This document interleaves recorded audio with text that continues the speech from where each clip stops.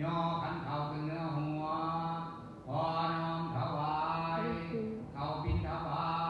ตแก่พระภิกษุสงฆ์ขออุทิศถึงดวงวิญญาณของบิดามารดาปู่ย่าตายายลูกหลานผู้ล่วงลับไปแล้ว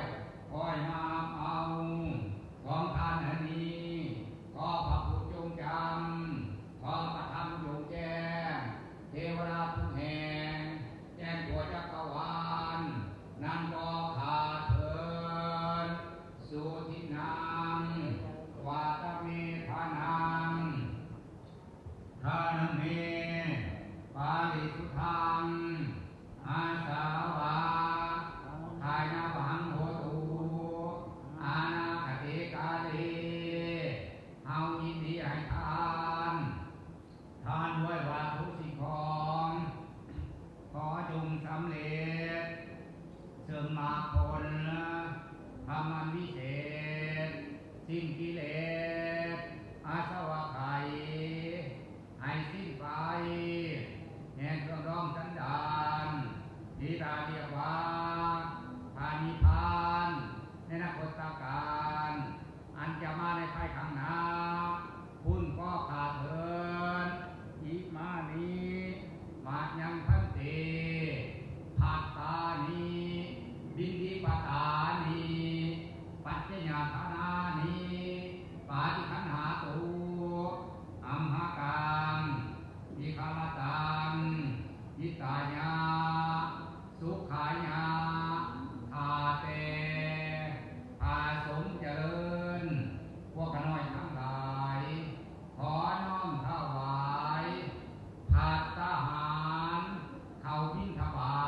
ตทานวัดปัจจัยดอกไม้ธูปเทียนและของที่เป็นบริวารทั้งหลายเหล่านี้ขอน้อมถวายแด่พระภิกษุสงฆ์ขอพระภิกษุสงฆ์จงหามเพื่อประโยชน์และความสุขแก่หมู่ขน้อยทั้งหลายแก่บิดามารดาสามีภรรยาผู้ปัสสาอาจารย์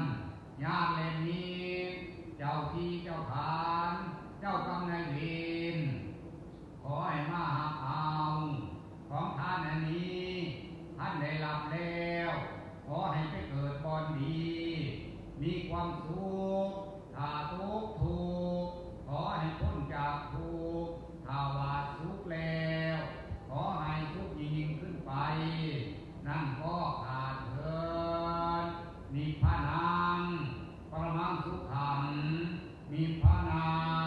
ปัจจโยโหตุสาธุสาธุสาธุปาริสุทโธอนุโมทามิสาธุ